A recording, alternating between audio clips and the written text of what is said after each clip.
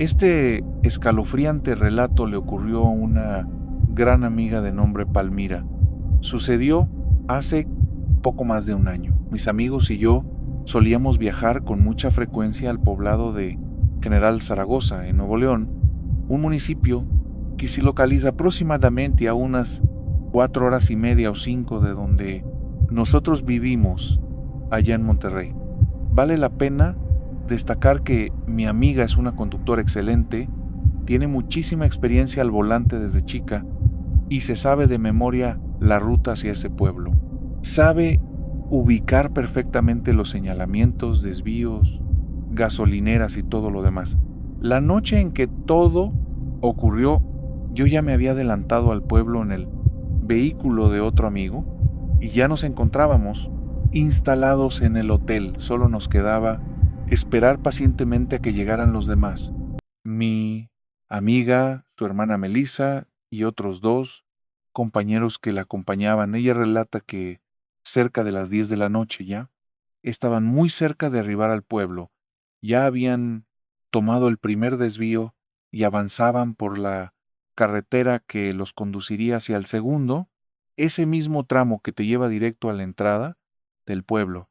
Ella recordaba muy bien a qué altura se localizaba ese entronque, el cual estaba bien iluminado y contaba con un gran letrero que anunciaba claramente el nombre de dicha sección del camino.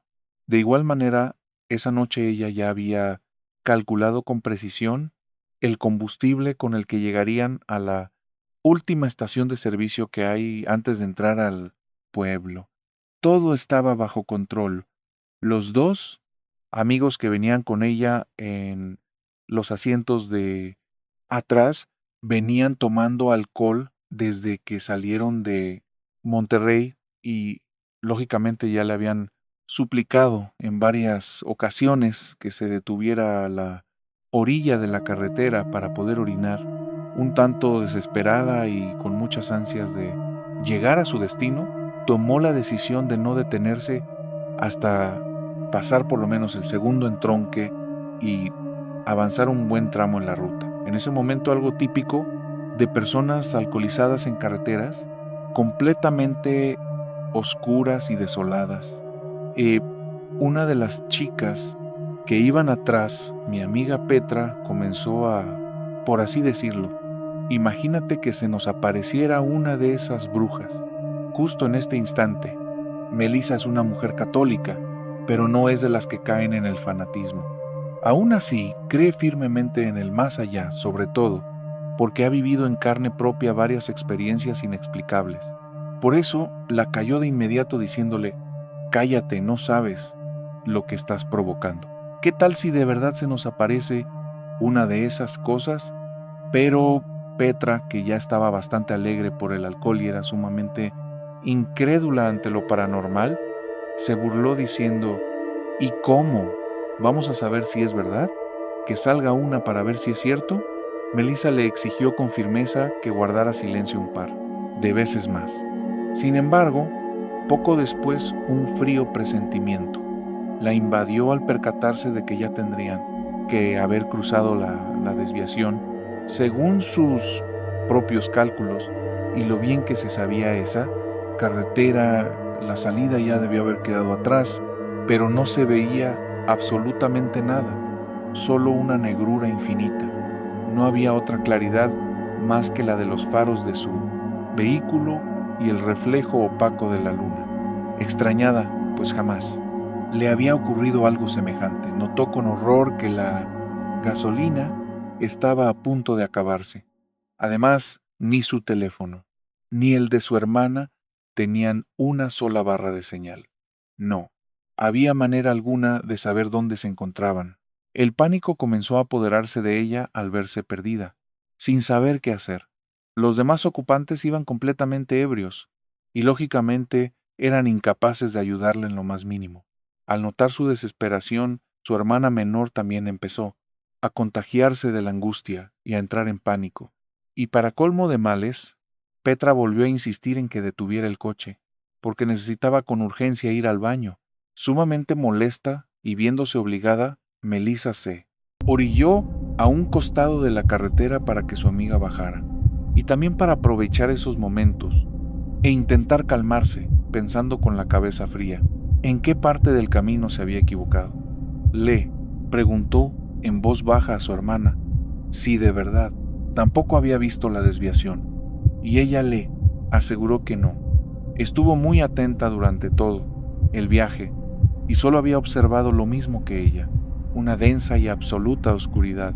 Fue justo en ese instante, a la distancia, cuando sus ojos empezaron a adaptarse a la penumbra, que, en medio de la penumbra, distinguió que muy cerca de una enorme roca se erguían 4 siluetas extrañas que llamaban la atención, por tener un tono aún más denso y sombrío que la mismísima noche. No sé cómo explicarlo, pero un presentimiento le advirtió que se trataba de mujeres, espectros femeninos de cabellera larga y lacia. Vestían ropajes que eran totalmente oscuros, de un negro absoluto, y las observaban con una fijeza perturbadora, sin el menor indicio de movimiento, nada. Con el corazón en la garganta, prefirió guardar silencio ante los demás. No quería alarmar a su hermana ni a los muchachos que venían en los asientos de atrás, así que, apresurándolos, les ordenó subir de inmediato y pisó el acelerador a fondo, exigiendo el motor al máximo de su vehículo, evitando a toda costa girar la cabeza hacia la izquierda, que era justo el punto donde permanecían aquellas apariciones. En su mente comenzó a rezar y a soltar maldiciones, entre dientes, buscando fuerzas mientras continuaba el recorrido. Le suplicaba al cielo una señal para ubicar en qué parte del camino se habían perdido. Tras unos minutos de pura agonía, su hermana la interrumpió para decirle que la señal del teléfono había vuelto y que, según el GPS, el desvío principal se había quedado atrás hacía más de 30 minutos. Sintió un vuelco en el estómago al pensar que podría toparse de frente una vez más con esas siluetas femeninas, pero esta vez obstruyendo el carril por el que avanzaba. Por fortuna, tras avanzar un trecho, pudo distinguir a lo lejos el cruce de caminos bien alumbrado. De verdad, era imposible que se les hubiera pasado de largo antes. Intercambió una mirada de total desconcierto con su hermana y, con las manos temblando, manejó con esfuerzo hasta la próxima estación de servicio, para luego tomar rumbo directo hacia el pueblo. Ella sostiene que aquello fue un suceso inexplicable y aterrador, algo que hasta la fecha no comprende. Sin embargo, sospecha que las provocaciones o juegos de Petra aquella noche terminaron por atraer a una fuerza oscura del más allá. Me decido a relatar esto con una única condición. Les ruego que, si deciden difundirlo, mantengan mi identidad bajo estricto anonimato. La razón es que tengo estrictamente prohibido mencionar estos acontecimientos debido a las políticas de la compañía de telecomunicaciones para la cual presto mis servicios. Todo comenzó allá por el año 2006, cuando se inició un proyecto en un cerro ubicado en la región de Guerrero. El trabajo ya acumulaba varios que ya llevaba arrastrándose más de 2 años sin poder concluirse. El problema era que la gente que contratábamos de manera constante renunciaba de golpe, simplemente dejaban las herramientas y no volvían a presentarse a trabajar. En ese entonces yo asumía que todo se debía al azote de la delincuencia organizada que dominaba la región. Es que en ese maldito cerro era muy común que encontraran cuerpos de personas ejecutadas o decapitadas. Y aunque hasta donde yo sabía, esos criminales nunca se metían con los obreros de la construcción, nos vimos obligados a contratar más personal de las comunidades locales y a subir nosotros mismos para vigilar y supervisar la obra de cerca. Apenas llegué, durante los primeros días nos pusimos a tomar fotografías del terreno con una vieja cámara digital de apenas 3 megapíxeles para llevar un registro de los avances. Fue entonces cuando decidimos levantar un campamento provisional allí mismo para evitar las bajadas y no tener que salir de esa zona hasta que lográramos terminar la construcción por completo. Debo admitir que a veces, a plena luz del día, me llamaba la atención escuchar murmullos extremadamente nítidos y cercanos, pero al voltear nunca había absolutamente nadie. Yo intentaba calmarme pensando que el sonido venía del pueblo, el cual se ubicaba a unos 15 kilómetros en línea recta desde la cima de aquel cerro. Imaginaba que, de algún modo, el viento arrastraba los ecos hasta nosotros, aunque la verdad es que se oían demasiado claros como para creer que provenían de un lugar tan lejano. Con el paso de los días, dejé de prestarle importancia. A veces, el silencio de la montaña se rompía con carcajadas extrañas, como si alguien estuviera celebrando algo a lo lejos, pero al final todos los que estábamos ahí aprendimos a ignorar esos ruidos. Los víveres y provisiones los comprábamos en la comunidad más cercana, la cual quedaba a 1 hora de camino por una brecha de terracería empinada y peligrosa que serpenteaba entre la montaña. En el papel parecía un trayecto corto, pero era un verdadero suplicio ir y venir durante el mismo día.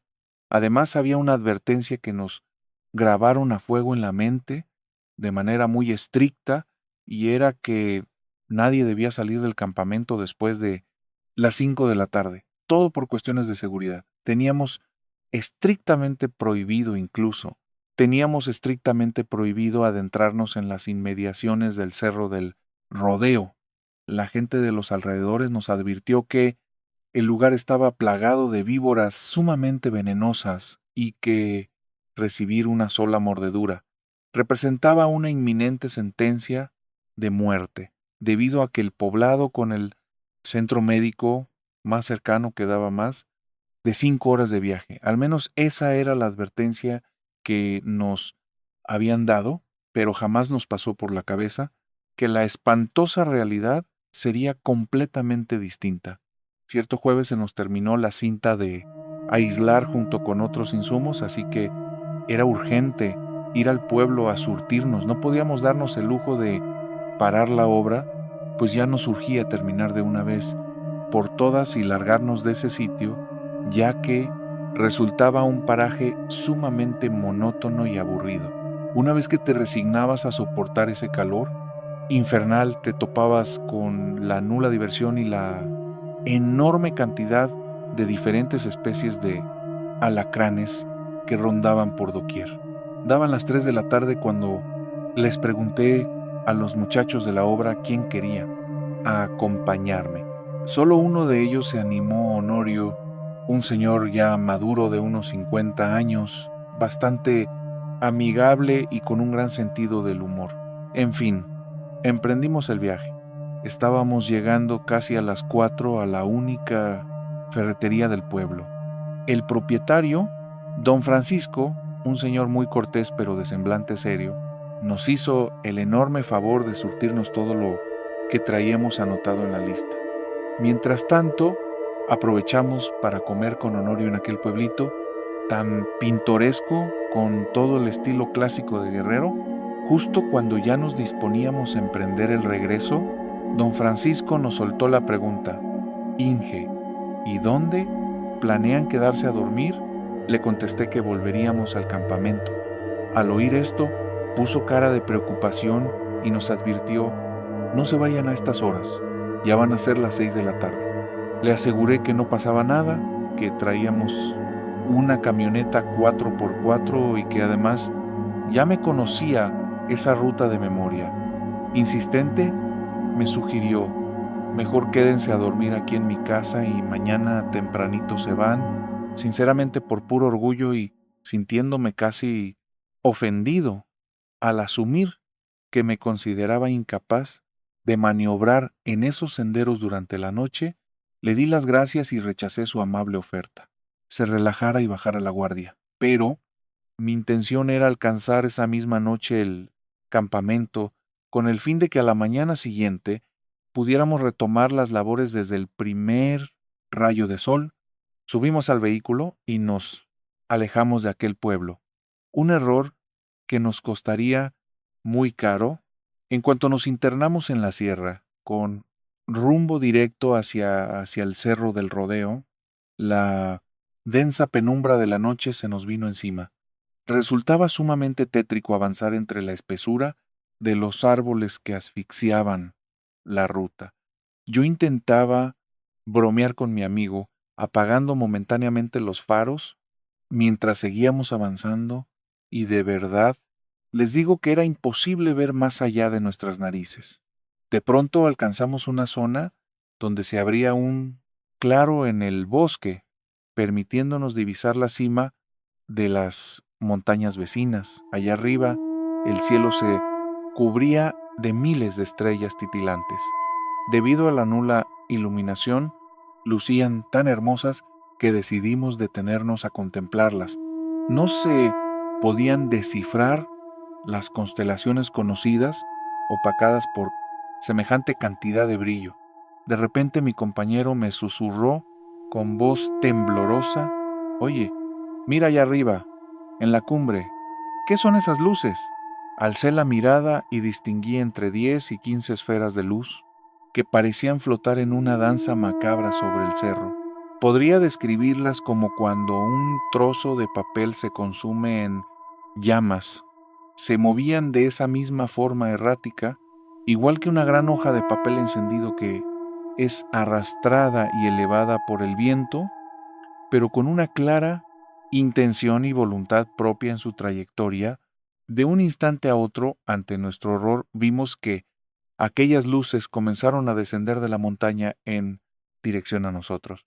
Por puro instinto, subimos los vidrios, deprisa aseguramos las puertas de la cabina y me arranqué a toda velocidad, exprimiendo el motor de la camioneta, adentrándonos de nuevo en la espesura del bosque, pero no sabría precisar en qué momento exacto nos dieron alcance, hasta que de pronto las vi flotando en el espejo retrovisor. Me resultaba imposible acelerar más, ya que la vereda no era lo bastante ancha y el borde del camino colindaba con el abismo, por lo que cualquier volantazo o una mala maniobra nos arrojaría sin remedio al fondo del barranco. Lo único que alcanzaba a oír eran los sollozos ahogados dentro del coche, mientras me preguntaban desesperadamente qué eran aquellas figuras, ya que venían pisándonos los talones. Con el corazón en la garganta yo le grité que mantuviera la calma, que evitara mirarlas a toda costa y que clavara sus ojos fijamente en el frente. Fue en ese preciso instante cuando me percaté de que justo al lado de mí, flotando a mi altura, avanzaba una de esas esferas de fuego abrasador, y en medio de las intensas llamas, les puedo jurar por lo más sagrado que alcancé a distinguir el contorno del rostro espantoso de una mujer que buscaba desesperadamente encontrarse con mi mirada. Al regresar de golpe la atención al camino, estuvimos a punto de salirnos volando en una curva muy cerrada, quedando suspendidos con 3 de los neumáticos en la orilla y el cuarto flotando en la nada al borde del precipicio. Aquellas bolas de fuego comenzaron a dar vueltas a nuestro alrededor, moviéndose con una violencia que parecía empujarnos directos a la caída mortal. Conecté toda la fuerza del sistema de 4x4 e introduje la reversa. Las 3 ruedas que todavía mantenían agarre sobre el terreno respondieron con una potencia salvaje.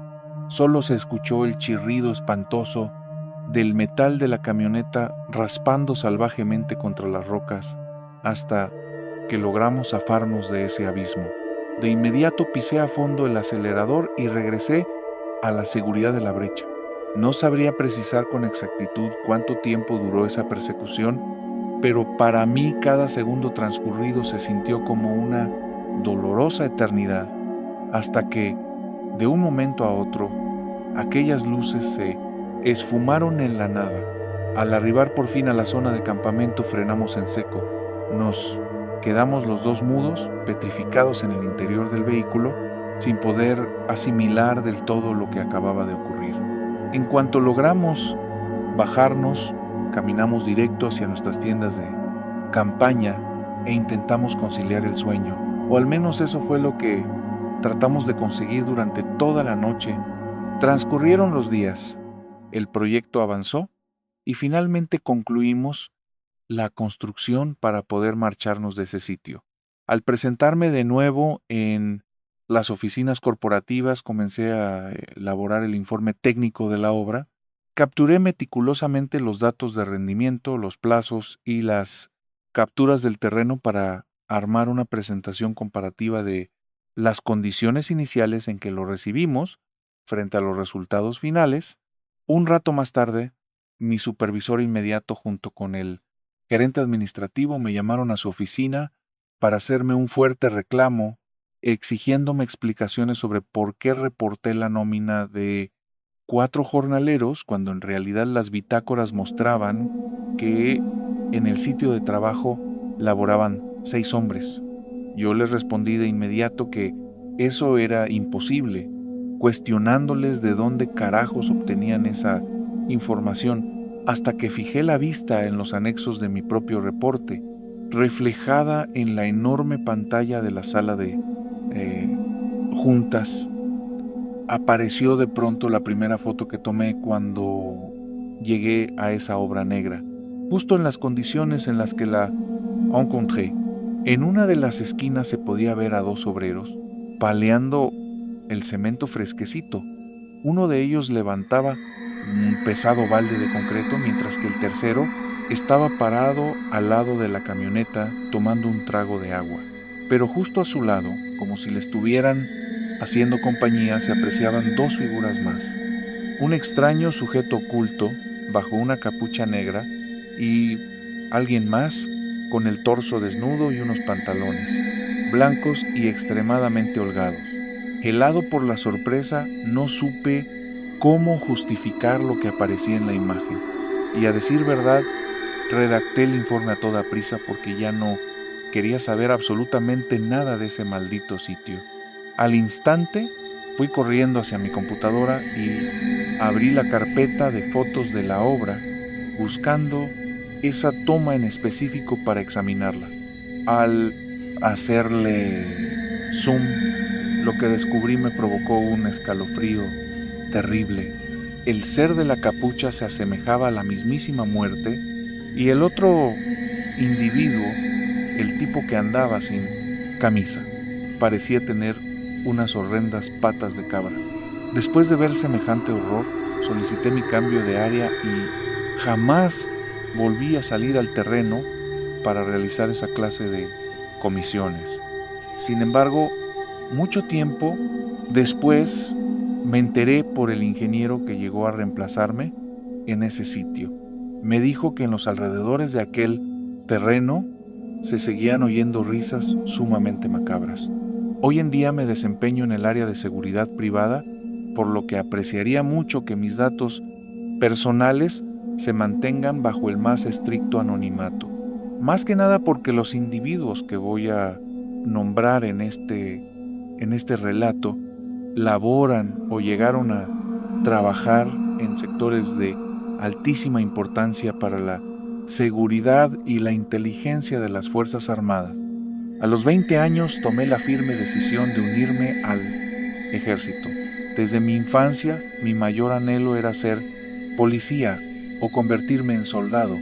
Cuando apenas ostentaba el rango de soldado raso, se presentó un general en las instalaciones buscando nuevos guardaespaldas. Buscaba conscriptos de mi rango, o bien cabos y sargentos segundos que pudieran servirle de escolta personal.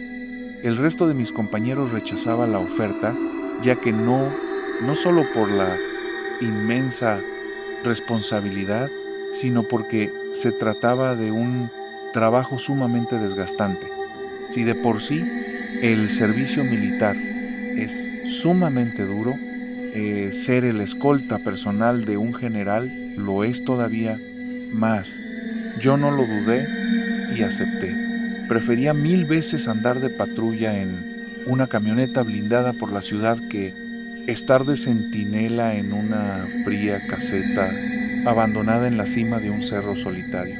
A diferencia de otros mandos, nuestro general resultó ser alguien muy educado, bastante respetuoso con la tropa y sumamente entregado a su deber. Siempre me dio la impresión de ser un hombre de temple, de esos que tienen nervios de acero. Jamás vi pánico en sus ojos ni escuché que su voz titubeara al hablar, a pesar de que constantemente debía impartir órdenes de vida o muerte extremadamente delicadas. Nunca mostró el más mínimo rastro de duda o temor, hasta que llegó aquella noche. El ambiente se sentía sumamente sofocante. Tras recibir un mensaje encriptado, el general nos ordenó avanzar de inmediato, rumbo a un poblado llamado San Antonio de las Alazanas. Al arribar nos percatamos de que otros compañeros de armas, pertenecientes a un batallón distinto, ya habían montado un puesto de control en el camino. El general comenzó a preguntar por el oficial encargado, pero le informaron que se había retirado de imprevisto. Al presionar para obtener respuestas, le confesaron que varios de los soldados habían sufrido una fuerte crisis de pánico debido a un suceso extraño en el cementerio, situado a unos cuantos cientos de metros de allí. Enseguida nos ordenó abastecer de cartuchos nuestras armas, mantener la guardia en alto y encaminarnos hacia el panteón. Incluso él, que solo llevaba su arma corta, con escasas municiones, se alistó decididamente para ingresar a ese lúgubre camposanto junto con toda la escolta. Al cruzar la entrada, divisamos una zona repleta de fosas comunes que daban la impresión de haber sido abiertas hacía apenas unas cuantas horas, quizás menos de un día entero, y en el fondo de una yacían varios cuerpos que, a simple vista, parecían ser de integrantes de la delincuencia organizada, al menos eso fue lo que nos indicaron. Por lo visto, habían estado involucrados en un fuerte enfrentamiento, pero lo más espeluznante era que a esos cadáveres les faltaban los globos oculares y la lengua. Además, en sus facciones se podía contemplar con total claridad el rictus de puro espanto y desesperación con el que pasaron sus últimos instantes de vida. El general nos dio la orden, a mí y a otro de los muchachos, de quedarnos en el sitio vigilando aquellos fríos restos humanos, como si a alguien con un poco de cordura se le ocurriera arrimarse a ver semejante horror. Él, junto con otro compañero, se retiró a dialogar con el sargento que estaba a cargo de vigilar el retén. Estuvimos poco más de 15 minutos ahí parados, solos, con esos cuerpos que alguna vez, en el pasado, fueron los hijos, los hermanos o los padres de alguien y que ahora solo se reducían a materia inerte. De pronto por la radio, el general nos dio la indicación de retirarnos y acompañarlo hacia unas oficinas que se encontraban cerca de ahí. Durante el trayecto nos platicó que al teniente le había notificado los lugareños sobre ese grupo de cadáveres tirados a unos cuantos metros del cementerio, a una distancia considerable de la población. Además, ningún vecino sabía dar razón de cómo o quién los había ido a tirar en ese sitio. Alguien llegó a comentar que aquellos hombres se dedicaban a preparar el terreno para sembrar marihuana y que en un instante, de un momento a otro, habían acabado de esa terrible forma. Tengo muy grabado que apenas el general terminó de relatarles esta historia, el chofer que manejaba nuestra unidad miró de reojo por el retrovisor y descubrió que 6 misteriosas esferas de fuego estaban suspendidas en el aire, flotando sobre el cementerio, dando vueltas, reduciendo su tamaño y expandiéndose súbitamente. Al momento de darnos el aviso, todos giramos la mirada, totalmente atónitos, mudos, sin saber qué decir ni cómo reaccionar. Al ponerme a pensar en eso, me doy cuenta de que fue la noche más extraña de toda mi existencia, y sin duda, una de las más escalofriantes. No aguanté mucho más.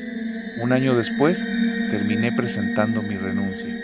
Hoy en día me gano la vida en el sector de la seguridad privada, vigilando una gran bodega en Monterrey. Me desempeño como operador de monitoreo y cámaras.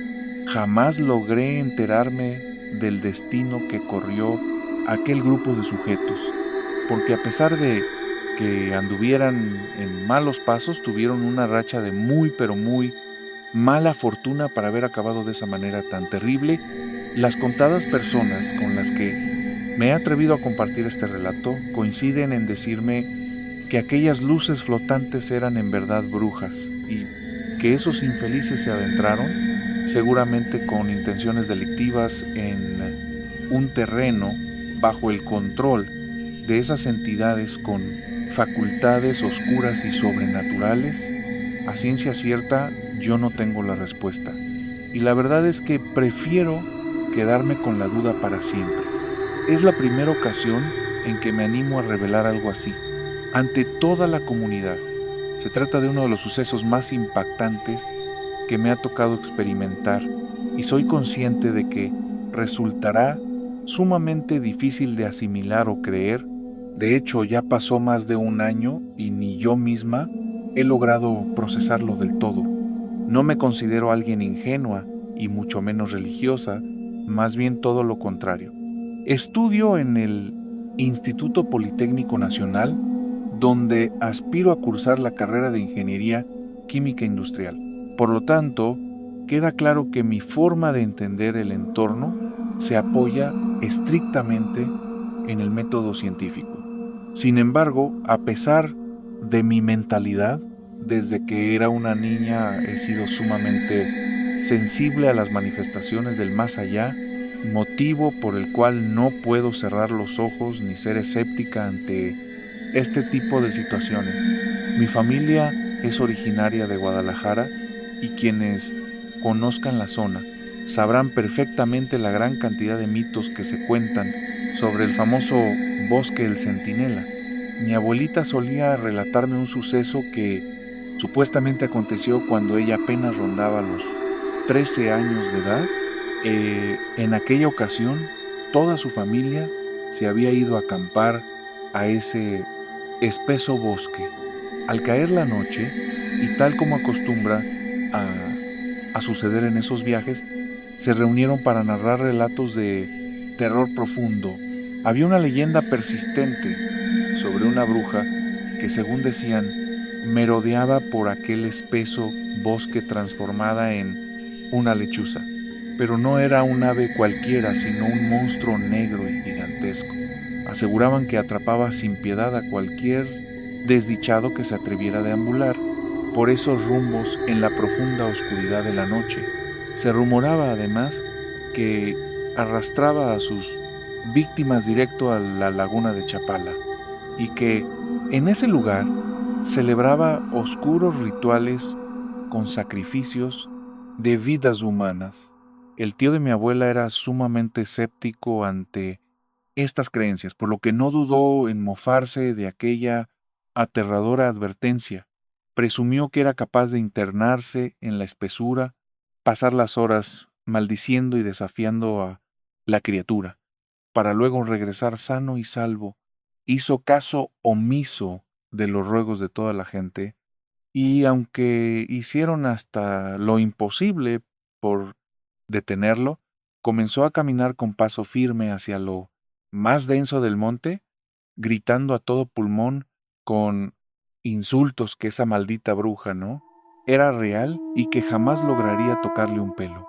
Se adentró repitiendo ofensas mientras la penumbra lo devoraba, hasta que sus gritos furiosos se fueron apagando en la distancia. Mi abuela contaba que no habían transcurrido ni 30 minutos cuando de pronto contemplaron horrorizados cómo un ave colosal surcó el cielo cargando entre sus garras a su tío. El hombre se veía diminuto, como si fuera un indefenso ratón, mientras gritaba con desesperación, implorando que lo salvaran. Jamás volvieron a encontrar ni el menor rastro de él. Durante mi infancia, este relato me causaba un miedo insoportable, pero conforme me hacía más grande, comencé a pensar que solo era un mito para asustar niños. Al menos, hasta junio del año pasado, viajé junto a mi pareja para disfrutar de una quincena de descanso en la ciudad de Guadalajara. Arribamos un sábado y, exactamente una semana después, planeamos una excursión de fin de semana a la famosa laguna de Chapala. Decidimos instalar nuestra tienda en una colina muy cerca de la ribera, sur de aquel inmenso cuerpo de agua. Al caer la noche, decidí contarle este mismo relato a mi pareja, aunque desde luego le aclaré que me costaba mucho creer que fuera real. A pesar de mis dudas, él insistió en que no era una buena idea que nos quedáramos en ese lugar. Él suele ser sumamente receptivo a todo lo relacionado con lo paranormal. De hecho, ha presenciado situaciones de este tipo mucho más extrañas que las mías. Me advirtió que las brujas perciben el rastro de quienes no creen en ellas, una especie de instinto similar a la habilidad de ciertos depredadores que pueden olfatear tu propio pánico. El reloj marcaba casi las 12 de la noche. Estábamos recostados sobre el capó de nuestro coche, contemplando un firmamento repleto de estrellas, un espectáculo que jamás podríamos disfrutar en medio de la contaminada Ciudad de México. El ambiente se sentía en paz, sumamente tranquilo. Conversábamos con total tranquilidad hasta que de pronto un escalofrío helado nos recorrió la espalda. A los dos, exactamente al mismo instante, él se incorporó de golpe, buscando algo en la penumbra con una expresión de absoluto terror. De inmediato, el miedo me contagió a mí también. Me sentí desprotegida y le rogué que lo mejor era meternos ya a dormir. Estuvo de acuerdo, pero mientras caminábamos hacia nuestras tiendas de campaña, él giró la cabeza hacia la laguna, me susurró que mirara en esa dirección, y allá, perdiéndose en la distancia, logramos distinguir la silueta de un ave gigantesca. Atravesando la densa oscuridad vimos cómo planeaba sobre el agua, rozando la superficie antes de elevarse y dirigirse directamente hacia nosotros. Desesperados, intentamos refugiarnos dentro del coche, pero la puerta no abría. Quiero pensar que fueron los nervios y el pánico extremo lo que me impedía meter la llave correctamente. Le arrebaté las llaves para probar por la otra puerta, pero el mecanismo estaba completamente trabado. Me tomó con fuerza de la mano y empezamos a correr, cuesta abajo, huyendo de ahí.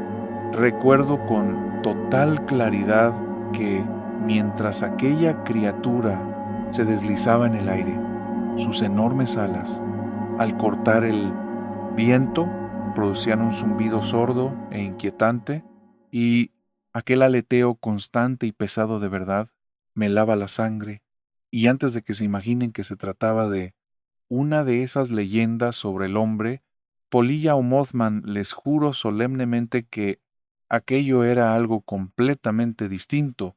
Lo que venía detrás de nosotros era, literalmente, una lechuza monstruosa de casi 2 metros de estatura, que superaba los 5 metros con sus alas completamente abiertas.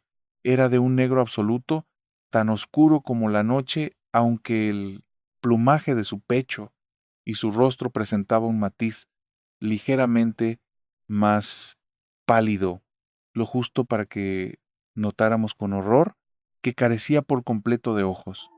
Ese espantoso rostro me provocó pesadillas durante muchísimos años.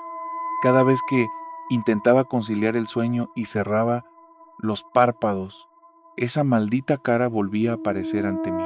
En un inicio, la huida se nos complicó bastante porque íbamos bajando por una colina empinada, sin ningún árbol o barrera que pudiera entorpecer el acecho aéreo de esa abominación Sin embargo, al adentrarnos por fin en un espeso bosque, la criatura se vio obligada a tomar más distancia, viéndose forzada a volar sobre las copas de los árboles. No dejamos de correr a ciegas hasta que divisamos las afueras de la población más próxima, topándonos de frente con la silueta de lo que parecía ser una antigua iglesia. El lugar estaba protegido por un muro bastante elevado. Me acuerdo muy bien de cómo mi pareja brincó como pudo sobre él, a pesar de su tremenda altura. De inmediato, estiró su mano hacia mí y yo di el salto más alto que mis piernas me permitieron para alcanzarlo. Haciendo tripas corazón, me jaló hacia arriba, pero terminé por herirme las palmas de las manos, pues la pared estaba llena de piedras afiladas y restos ásperos de mezcla. Atravesamos a toda prisa el cementerio en dirección a una pequeña ermita que se levantaba cerca del acceso principal. Fue entonces cuando esa maldita bruja empezó a llamarnos. Pronunciaba nuestros propios nombres con un tono burlón. Me cubrí los oídos con desesperación. Su chillido me taladraba la cabeza y, por más que lo intentaba, aquel susurro seguía resonando dentro de mí, como si me estuviera susurrando directo al oído. Mi novio empezó a cojear, visiblemente herido por ese salto tan desesperado, pero al menos logramos llegar a la capilla, entramos como pudimos y él se detuvo de inmediato para atrancar las viejas puertas de ese lugar.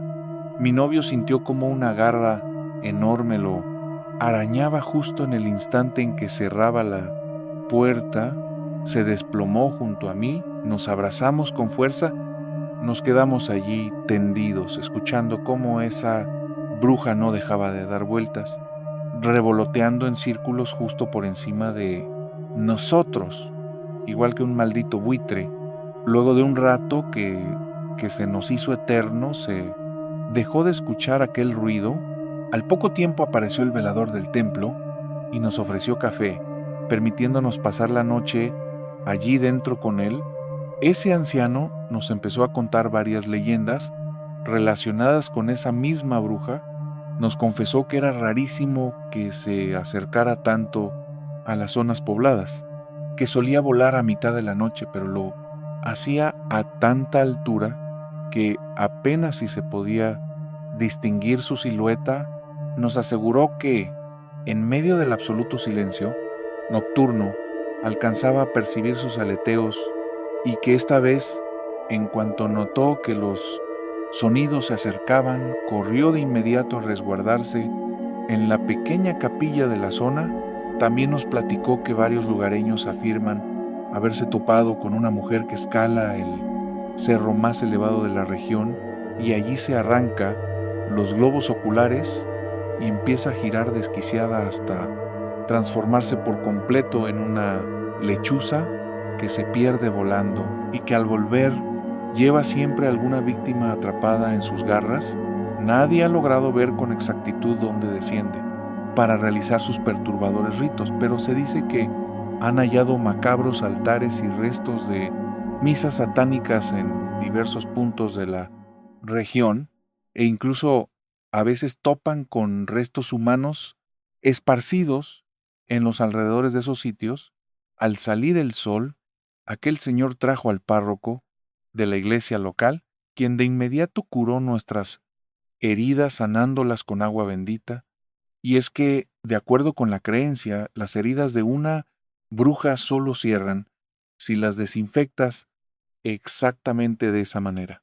Terminamos muy lastimados, con el alma en un hilo y llenos de rasguños, pero milagrosamente con vida.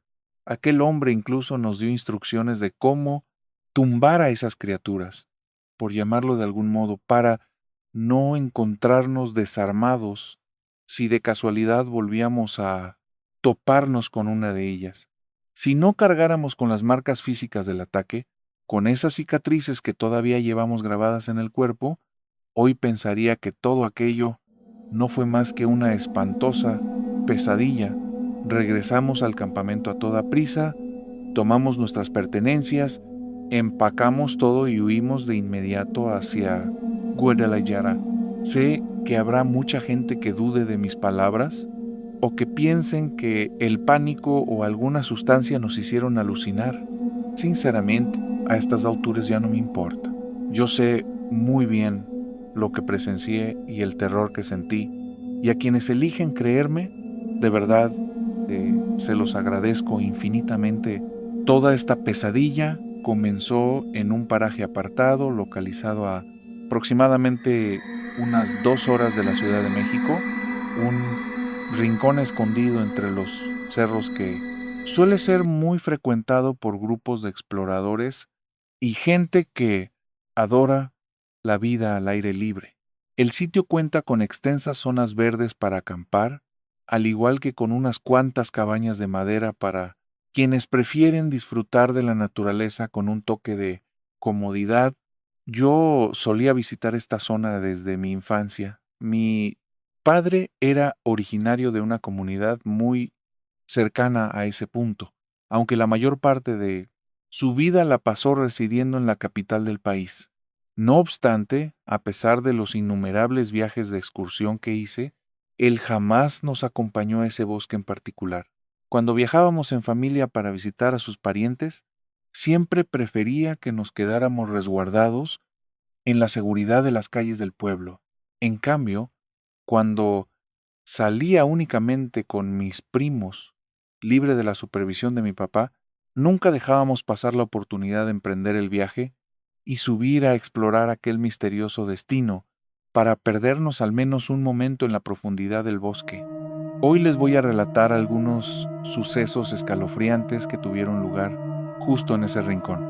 La primera de estas experiencias me ocurrió a mí allá por el año 2015 y fue el detonante para que comenzara a desenterrar los oscuros detalles del misterio que envuelve a ese sitio. Como las tres historias se desarrollaron curiosamente en este mismo mes, decidí bautizar esta recopilación como Las Brujas de Octubre. Cuando por fin pude comprar mi primer vehículo, lo primero que quise hacer fue viajar y conocer todos aquellos parajes hermosos a los que antes simplemente no tenía la posibilidad de acceder. Un primo mío acababa de regresar de un viaje de exploración justamente por esa zona boscosa a las afueras del pueblo. Me aseguró que era el escenario perfecto para irnos a acampar mi novia y yo. Se lo propuse y ella aceptó entusiasmada, pero con la condición de que no durmiéramos en tiendas de campaña. Prefería que nos hospedáramos en una cabaña cómoda, la cual ella misma se encargaría de pagar. Así lo acordamos, reservamos el alojamiento y nos pusimos en marcha para disfrutar de un apacible fin de semana, lejos del constante ruido de la ciudad y del fastidioso embotellamiento vial. El plan era llegar el viernes por la noche para cenar con mis tíos en su casa del pueblo, pero ya siendo más de las 9 de la noche, nos advirtieron que el camino hacia las cabañas ya estaría cerrado, por lo que no nos dejarían pasar. Decidimos entonces pasar la noche en el pueblo y emprender el viaje a la montaña el sábado por la mañana. Sinceramente, no nos dolió perder esa noche de hospedaje, que ya estaba cubierta, ya que la convivencia con mis parientes resultó de lo más cálida y placentera. El sábado amaneció hermoso. Al llegar a la zona boscosa, caminamos un buen tramo.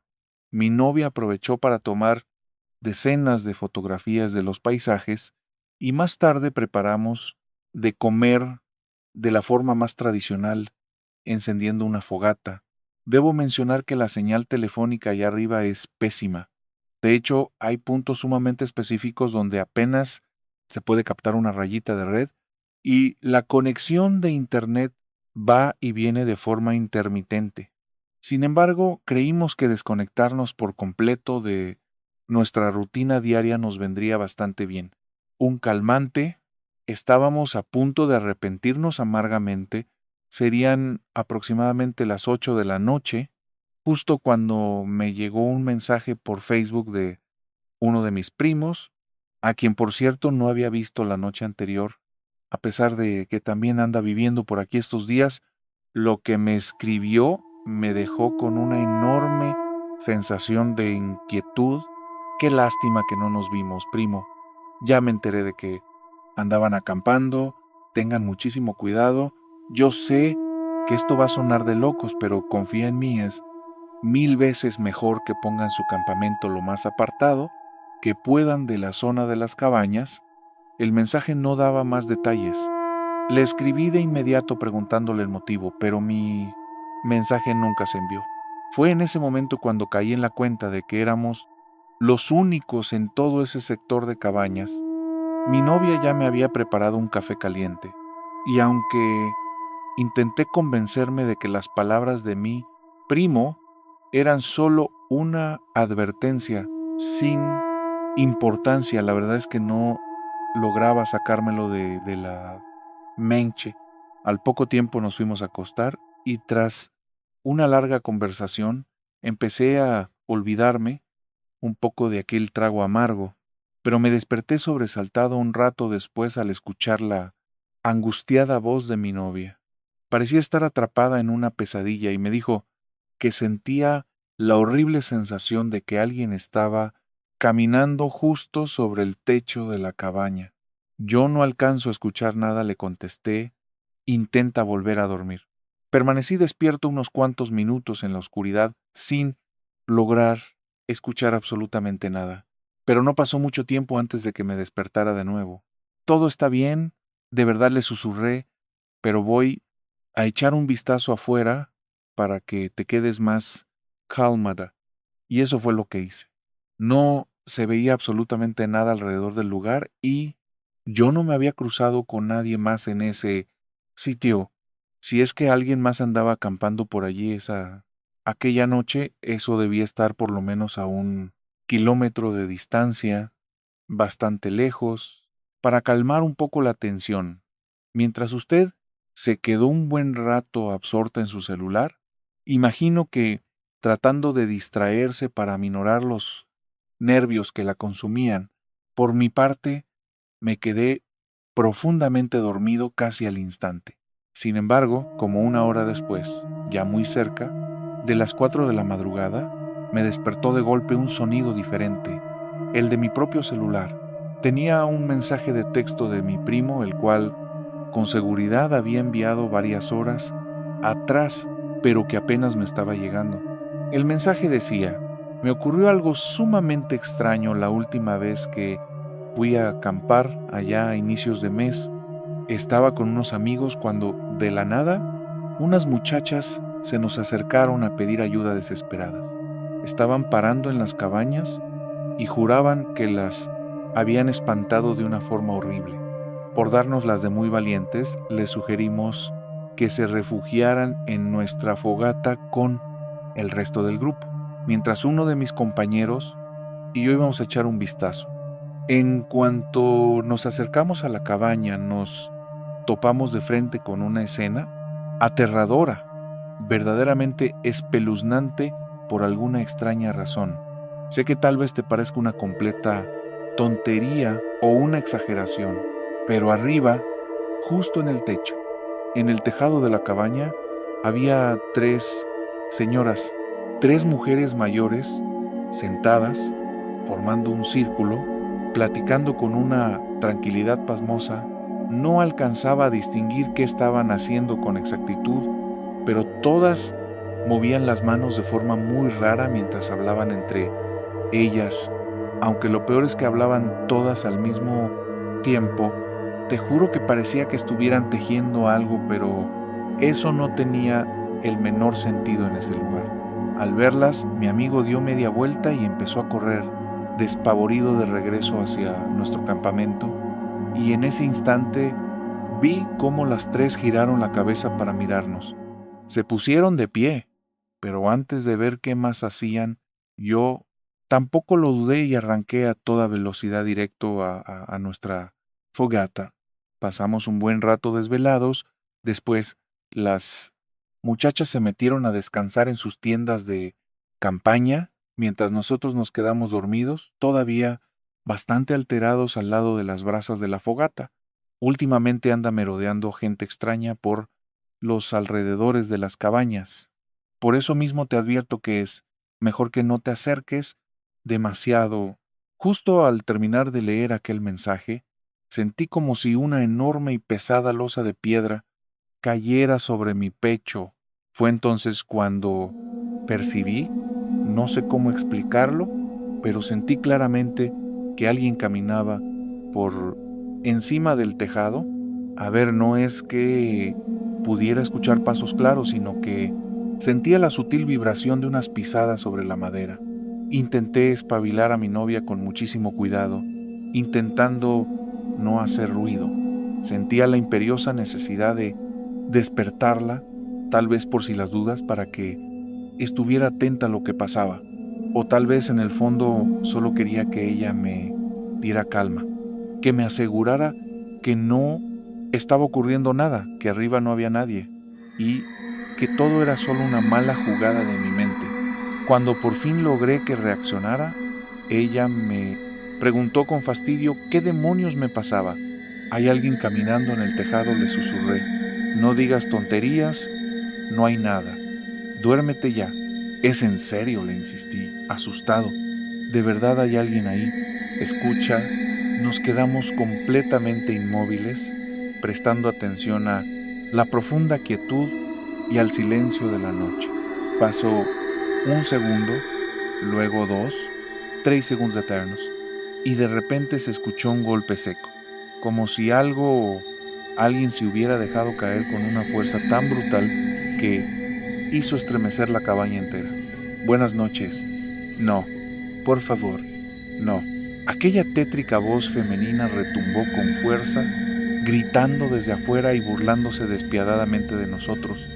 Salimos despavoridos de la cabaña, corrimos al auto tal como estábamos, en ropa de dormir, y arranqué a toda velocidad hacia la salida, pero la entrada principal ya estaba cerrada con candados y cadenas. Sin más opción, nos quedamos acurrucados e intentamos dormir ahí dentro del coche. Arrinconados junto al acceso, permanecimos allí hasta que nos interrumpió el sueño un joven que abrió las puertas por la mañana. Le relatamos de inmediato nuestro calvario de la noche anterior y sin poner en duda ni una sola palabra, se ofreció a acompañarnos a recoger el equipaje si todavía sentíamos temor de regresar sin compañía. Al entrar en la propiedad, nos percatamos de que el caos reinaba en toda la cabaña. Cada una de nuestras pertenencias yacía regada por el suelo, e incluso algunas se encontraban tiradas afuera de las instalaciones. Sin embargo, descubrimos que no faltaba absolutamente nada. Al descender de vuelta al pueblo, nuestros familiares nos brindaron asilo por el resto del día. En ningún momento cuestionaron la increíble veracidad de nuestro relato. Mi primo, el mismo que me había enviado aquel mensaje, prestaba una atención sumamente minuciosa a cada palabra y al poco tiempo se apresuró a llamar a sus conocidos para ponerlos al tanto del asunto. Mi pareja seguía muy alterada y con los nervios de punta. Así ya, cuando el día estaba por expirar y caía la tarde, pudimos emprender por fin el viaje de regreso a la ciudad. En cuanto le relaté a mi padre lo sucedido, me dio un fuerte sermón recordándome que siempre había dejado en claro el peligro de adentrarse en esa zona de la sierra durante esa época tan específica del año. Intrigado, le pregunté el motivo y fue entonces cuando me relató sus propios encuentros con aquellas deidades de la noche conocidas como las brujas de octubre. Cuando le confesé a mi padre la espantosa pesadilla que sufrí en aquel sitio, reaccionó muy molesto conmigo y me recriminó que él siempre había advertido con firmeza que era una pésima idea subir a ese tramo de la montaña en esos meses tan particulares del año. Le cuestioné la razón detrás de su postura, abriendo paso a que compartiera conmigo las aterradoras vivencias que tuvo con los entes que la gente llama las brujas de octubre. Me percaté de que revivir esos recuerdos le causaba un gran esfuerzo. Al fin y al cabo, pasé prácticamente toda mi existencia sin que él mencionara jamás esos perturbadores acontecimientos. De hecho, por lo que tengo entendido, ni siquiera mi madre estaba al tanto con precisión de lo que le había ocurrido. El primer incidente tenebroso se desató cuando en aquel entonces él era solo un niño, una criatura sumamente pequeña, apenas un pequeño de unos 4 años. Sin embargo, debido al horror de aquella vivencia, siempre afirmó conservar ese instante grabado con una nitidez espantosa, como si acabara de suceder. Aunque la realidad es que todo pasó en un lejano octubre de hace ya muchísimos años. En ese tiempo él era el menor de todos los primos, a quien siempre traían de un lugar a otro, consintiéndolo a más no poder. Era un niño muy tierno, llenito de vida, con un aspecto sumamente adorable. Por esa misma razón, en cierta ocasión, decidieron llevarlo con ellos hacia una zona profunda de la montaña para irse de campamento. El primo más grande iba acompañado de su novia, pero cabe aclarar que ninguno de ellos superaba los 13 o 14 años de edad. Al llegar a ese sector donde hoy en día se construyeron las cabañas, se les ocurrió comenzar a jugar a las escondidas. Iban corriendo de una parte a otra entre risotadas, disfrutando de una bonita tarde compartida. Mi padre iba bien sujeto de la mano de la novia, de su primo. A ella, por el simple hecho de ser la mujer más grande del grupo, le colgaron la pesada responsabilidad de cuidar al más chiquito de todos. Obviamente, esto respondía a la mentalidad un tanto machista de aquellos tiempos. Se apresuraron a buscar un escondite. Mi papá no paraba de reír con entusiasmo, pero al adentrarse apenas un poco entre la arboleda apareció de repente su primo, el más grande. Este tomó de inmediato la mano de su pareja y le ordenó a mi padre que regresara a toda prisa con los otros muchachos. Sin sospechar nada malo, el niño simplemente comenzó a correr en la dirección donde pensaba que se encontraba el grupo restante de primos. Sin embargo, al llegar, no halló a nadie. Él jura solemnemente que volvió exactamente al mismo punto, pero allí no había absolutamente ningún alma. Desesperado, intentó volver sobre sus pasos hacia donde lo habían dejado su primo y su novia, pero tampoco consiguió dar con ese sitio. Para ese instante, el pánico lo había invadido por completo y ya lloraba, desconsolado, aterrorizado ante la terrible sospecha de haberse perdido, completamente desorientado en medio de la espesura del bosque. Y, para empeorar las cosas, la oscuridad de la noche ya comenzaba a devorarlo todo. De pronto, unos murmullos lejanos parecieron flotar en el viento, y él, guiado por la desesperación, comenzó a caminar tras ellos. No alcanzaba a distinguir absolutamente nada, pero no dejaba de correr a ciegas, intentando desesperadamente alcanzar aquel eco. En un instante, un susurro que le pareció extrañamente conocido empezó a pronunciar su nombre en medio de la penumbra. Aunque no lograba identificar de quién se trataba, aquel tono le transmitió muchísima seguridad. Llegó a pensar que podría tratarse de alguna de sus tías o tal vez de alguien de la familia que se había adentrado en el monte para rescatarlo.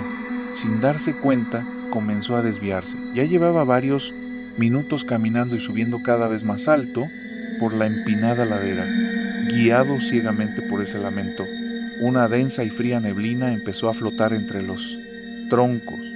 Aunque en aquel entonces él jamás había visto películas de terror, su instinto de niño ya le advertía que ese lúgubre escenario ocultaba un peligro inminente, y de la nada la distinguió a escasos metros de distancia, asomándose con sigilo detrás de un árbol.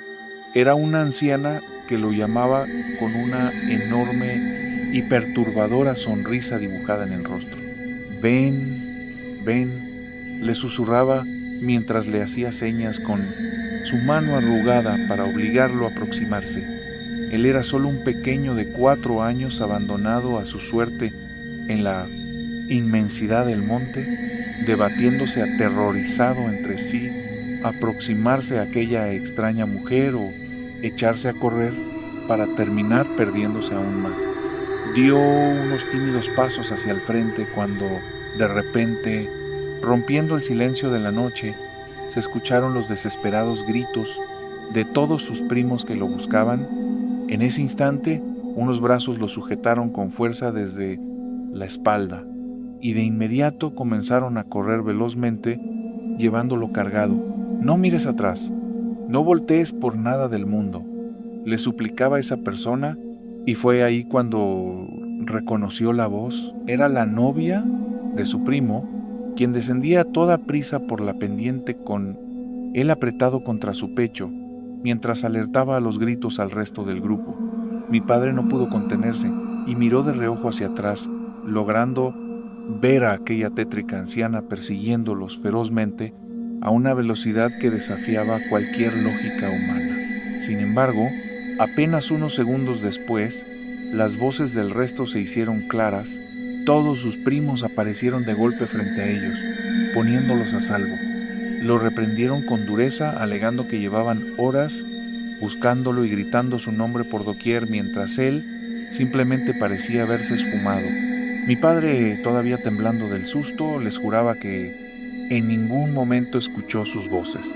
En ese momento comenzaron a aproximarse a aquel sitio los miembros más grandes de la familia, a quienes ya les habían dado aviso un rato antes sobre su repentina desaparición en el monte. Desde entonces no le permitieron andar a solas con sus primos más grandes, aunque nadie les impidió a ellos continuar frecuentando aquellas alturas.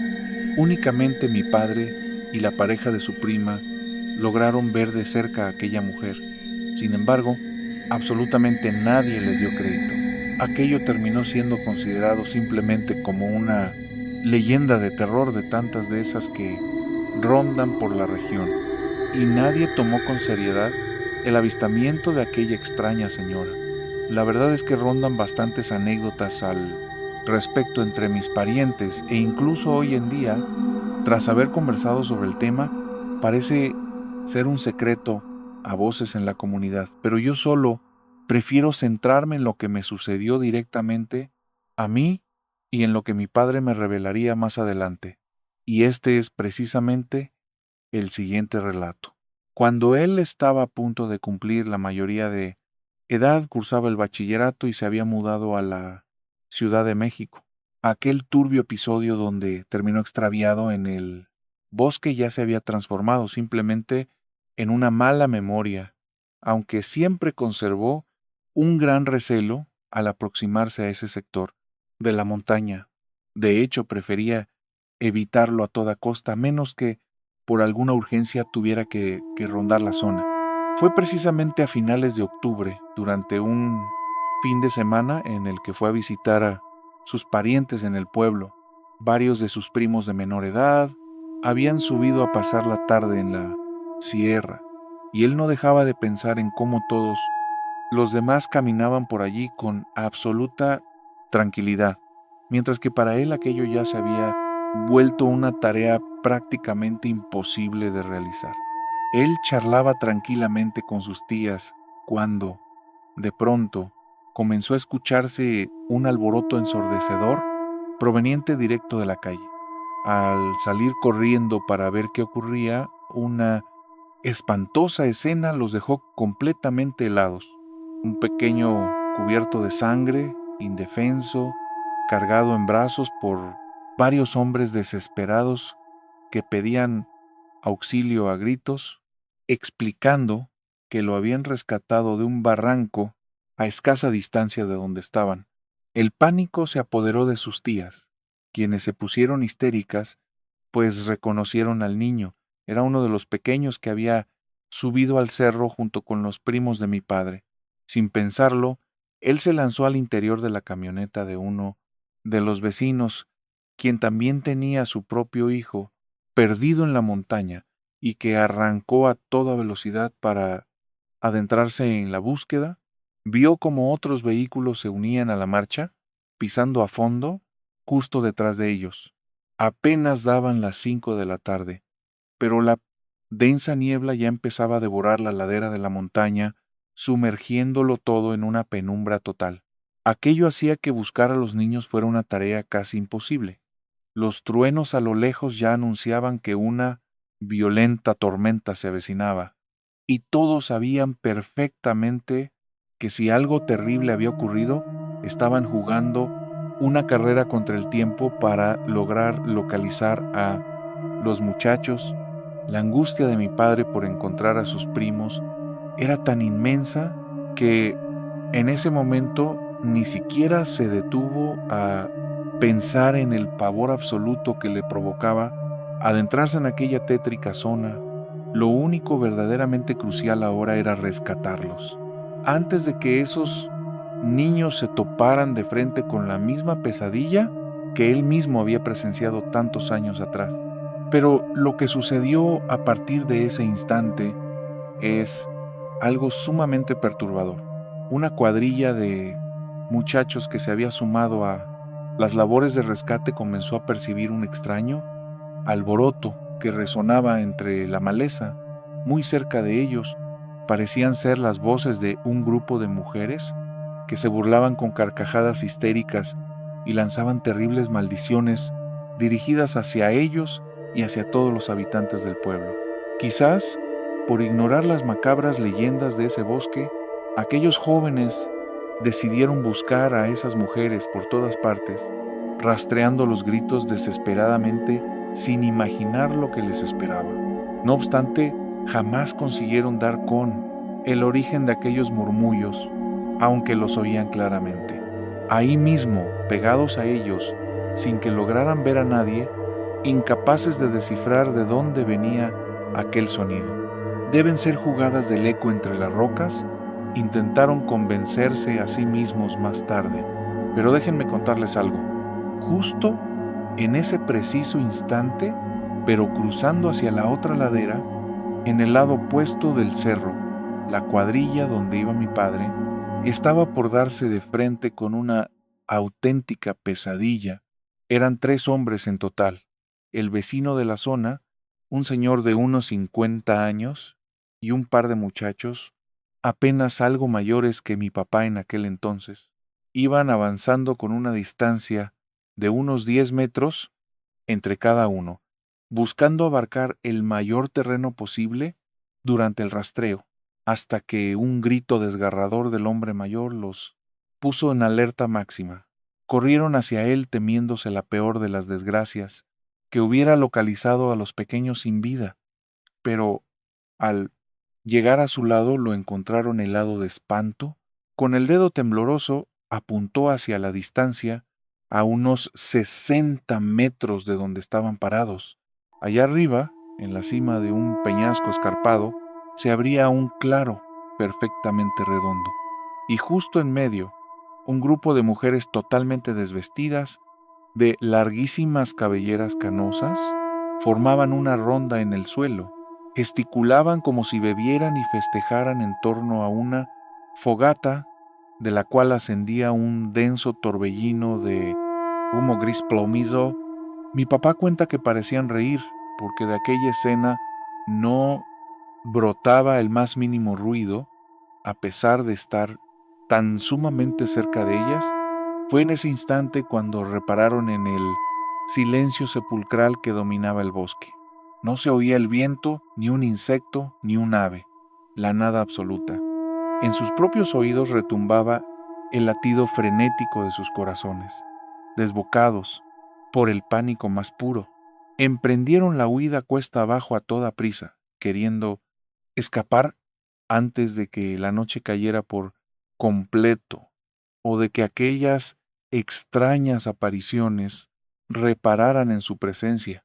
Al reunirse con los demás, de pronto corrió la voz de que los pequeños ya habían logrado regresar al pueblo, pero al verlos, aunque no tenían un solo rasguño, estaban completamente paralizados por el terror.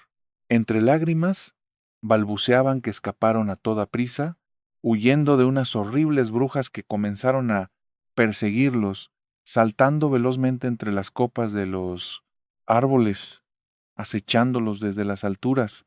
Lo que a todos les heló la sangre fue que ellos bajaron exactamente por la misma vereda por la que subían los rescatistas que iban a buscarlos y extrañamente jamás se cruzaron en el camino. A partir de ese día, cada vez que mi padre volvía al pueblo, se le helaba la piel al divisar cualquier columna de humo gris elevándose desde lo profundo de la montaña. Y bajo ninguna circunstancia se atrevió a pisar ese bosque durante el mes de octubre. Con esto cerramos el sobrecogedor relato de esta noche. Si te apasiona el suspenso, los misterios sin resolver, las leyendas más sombrías y esas pesadillas hechas realidad que te quitan el sueño, recuerda sintonizar siempre historias de medianoche para desenterrar un nuevo secreto en nuestra próxima entrega. Y si todavía no formas parte de esta comunidad, suscríbete al canal, enciende la campana de alertas para que no te pierdas nada y acompáñanos cada semana en una nueva travesía hacia las profundidades de lo desconocido. Te agradezco de corazón por escucharme y nunca olvides esto. Existen relatos que mueren al apagar esta pantalla, pero hay otros que apenas están por comenzar. Que tengas una noche tranquila, si es que puedes,